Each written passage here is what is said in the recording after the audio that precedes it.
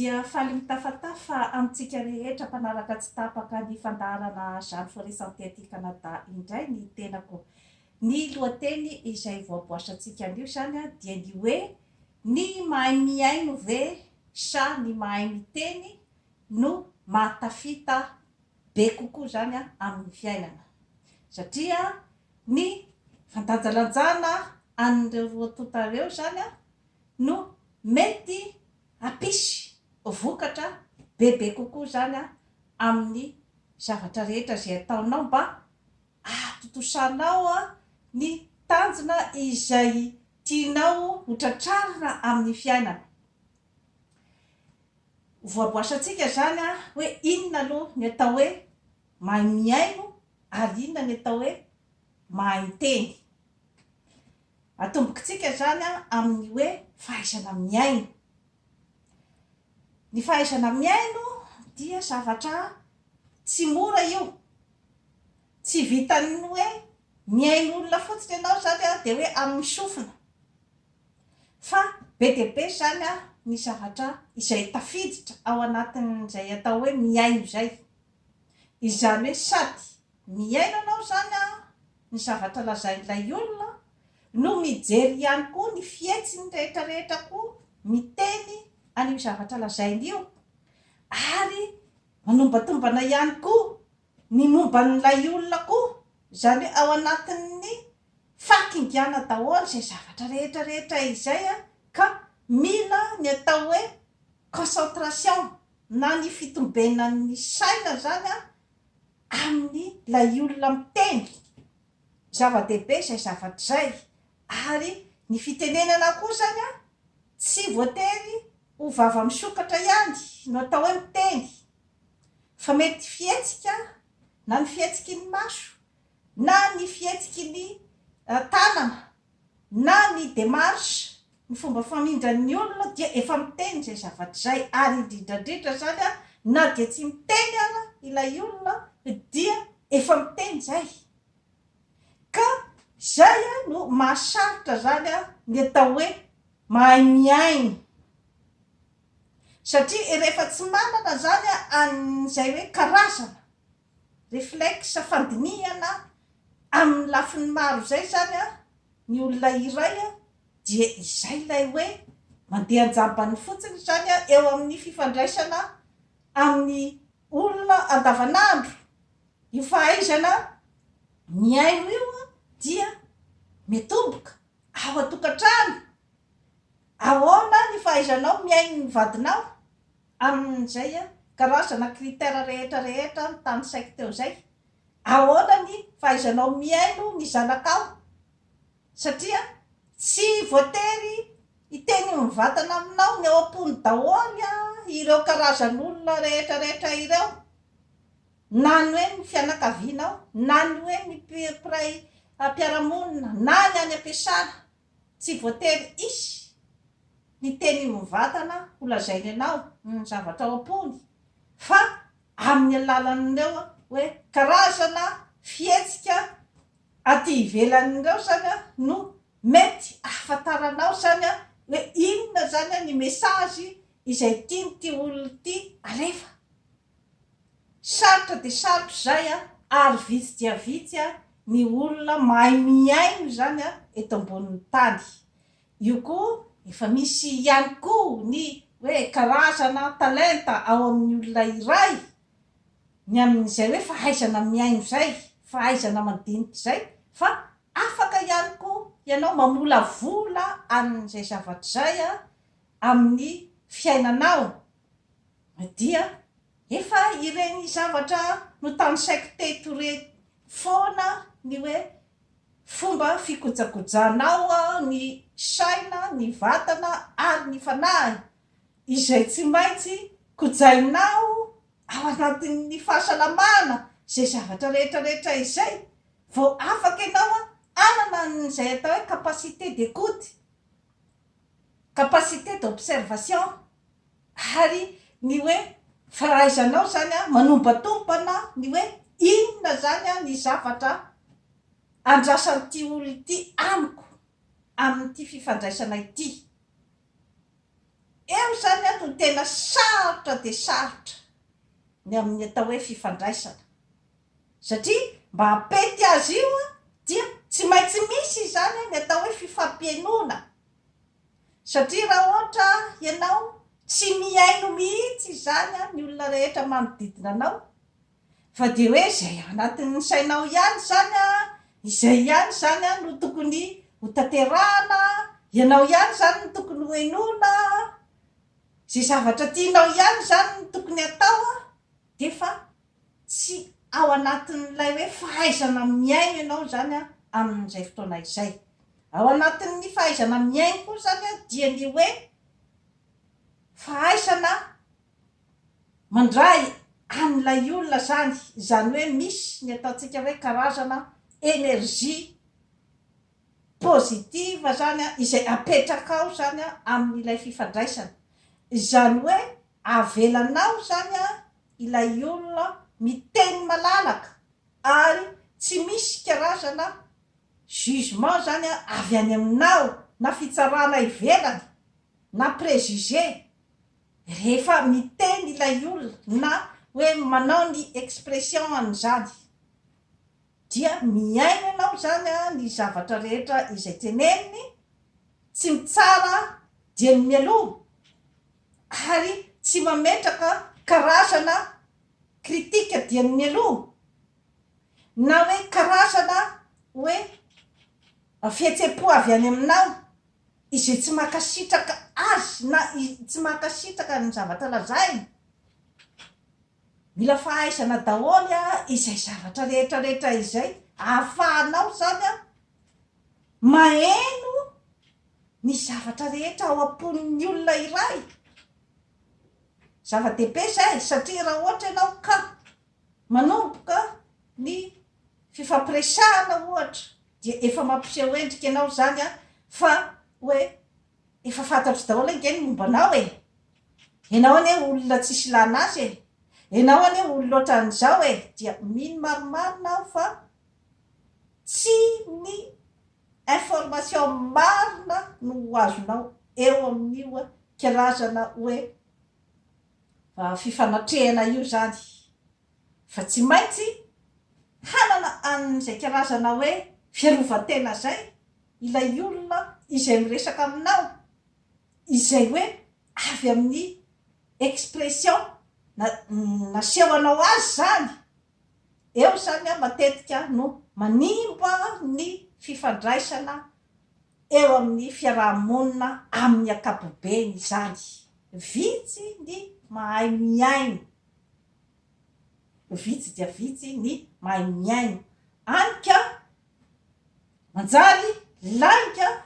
no ifaneraserana zany ao amin'ny fiarahamonina satria raha ohatra ny olona iray zany ka hoe tonga de fa mametraka fa olona ohatraohatran'izao no tiako ifaneraseraniko dia lasa ambomboatra ny personnaliteny zany ilay olona izay mifanerasera aminao kanefa tsy izay mihitsy ilay olona fa olona hafa mihitsy no eo anoloanao dia ampiasa an'izay karazana hoe masaka zay zany izy amin'ny fifaneraserana aminao izay tsy ho fantatrao mihitsy ilay masaka raha tsy efa voanao zany hoe ay tena voafitaka tamin'ny fifaneraserako tamin'iny olona iny satria teo amin'ny fiatomboany mihitsy zany no nisy zavatra tsy nandeha amin'ny laony ilay fifaneraserana zay zao ohatra ny eo amin'ny lafiny hoe fahaizana miaino zany zava-dehibe ny fahaizana miaino mba ahafantaranao zany hoe inona marina ny ao anatin'ny lohan'ny olona anankiray ary inona ny zavatra andrasany zava-dehibe zay ary inona koa raha ohatra koa ianao zany hoe miaino de hoe inona ilay information tena tianao hoenona satria raha ohatra koa ianao andeha koa zany ianao hijery ataontsika hoe zany hoe réseau social ohatra zany de hoe tokony ho fantatra ao tsara hoe inona ny information zay tianao ho azo rehefa mijery an'ireny réseau social ireny ianao. Tokony ho fantatra ao tsara zay zavatra zay satria rehefa iaino ny zavatra rehetrarehetra ianao izay zavatra hoe tsy de misy importance ny loatra zany amin'ny hoe inona ny tanjona izay tianao tratrarina amin'ny fiainana, dia lasa tsy misy filtre ntsony zany ny zavatra miditra ao anatin'ny atidohanao fa de miditra daholo zany ity karazana information rehetrarehetra ity. Dia tadidio anefa fa ny atidohantsika olombelona koa dia sahala amin'ny ordinateur ihany io, mahalala reraka rehefa tonga ny fotoana izay hoe miasa be loatra izy, miasa be loatra dia reraka. Ka ny karazana information izay nampidirinao ny lohanao dia stocké any amin'ny subconscience-nao zay zavatra rehetrarehetra izay. Izany hoe raha ohatra zany ka misy zavatra izay manembatsebana na mandoto na mandreraka ny atidohanao dia manao ny asany any amin'ny subconscience-nao any zay zavatra rehetrarehetra izay nefa mety hoe information tsy de misy zavatra ilanao azy amin'izay tanjona izay tianao tratrarina amin'ny fiainana, dia mety manavesatra fotsiny ny atidohanao zany zavatra rehetrarehetra izany ary mety miteraka hatrany amin'ny aretina toy ny fahareran-tsaina sy ny dépression nerveuse zany zavatra zany, ny homamiadana sy ny cancer ary ny karazana hypertension sy ny diabeta sy ny sisa satria rehefa stocké betsaka loatra ao anatin'ny atidohanao zany ny karazana information rehetrarehetra izay manakorotana ny sainao, dia mety misy fiatraikany zany zavatra rehetrarehetra izany any amin'ny fahasalamanao. Ka izay zany no hoe mila tsara zany hoe fantatrao tsara hoe inona ny zavatra hoe tianao hoenona zany amin'ireny hoe réseau social ireny ary inona zany ny zavatra izay tsy de tena misy ilanao azy loatra koa ary tokony ho fantatrao tsara koa hoe inona ny tanjonao zany amin'ny fiainona azy. Zava-dehibe zay zavatra zay. Zay zany ny amin'ny hoe resaka fahaizana miaina. Miditra indray tsika zany ny amin'ny hoe fahaizana miteny. Aiza amin'ireo zany no tena hoe mahatafita olona iray amin'ny fiainana. Ilaina ny fahaizana miteny, izany hoe ilay karazana serasera izay ataonao amin'ny olona manodidina anao, dia tsy voatery hoe tsy maintsy communication verbale daholo koa izay communication alefanao amin'ny olona manodidina anao zay, fa na ny fihetsikao na ny fomba fijerinao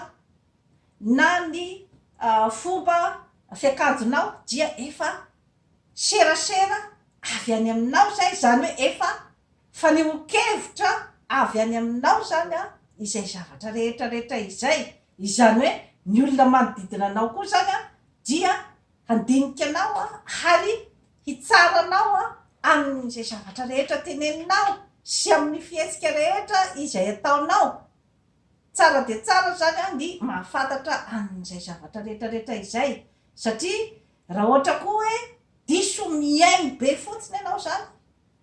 fa tsy mahay miteny koa ny zavatra ao am-ponao, dia mety ho vesatra ho anao zay zavatra zay, satria mila ihany koa mivoaka ny zavatra ao anatin'ny sainao, mila mivoaka ny tebiteby sy ny ayay sy ny fanontaniana izay mipetraka ao aminao, mila mivoaka ny hevitrao, vao zay vao afaka hiaina araky ny tokony ho izy koa nefa ianao. Satria raha mivesatra be loatra ny zavatra rehetrarehetra ao aminao ianao dia mety hiteraka aretina ho anao zay araky ny teny izay niteneniko teo. Ary ny famoahanao ny ao am-ponao dia manala ihany koa zany ny vesatra rehetrarehetra ao aminao. Ka ilaina ny fahaizana miteny satria ny teny koa zany dia mametraka ihany koa ny personnalité-ny olona anankiray, ny zavatra lazainy. Ary mila lanjalanjaina ny zavatra tenenina. Amin'ny fitenenantsika malagasy hoe avadibadika impito ny lela. Kanefa eo amin'ny fahaizana miteny koa nefa, raha ohatra ka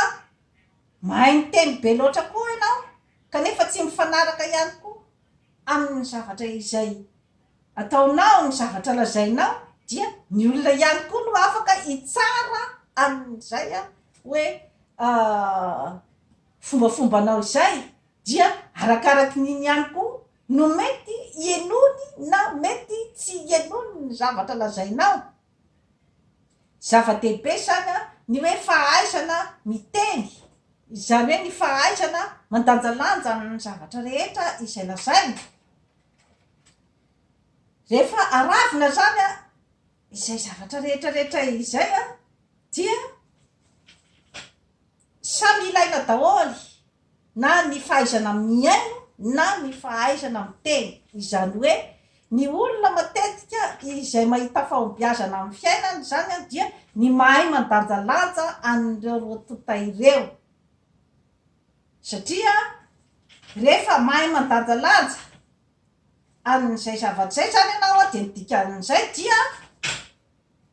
manana koa ianao zany ny ataontsika hoe chance na ny possibilité. Rehefa mahay miaina ianao dia afaka zany ianao manangona ny karazana information izay ilainao zany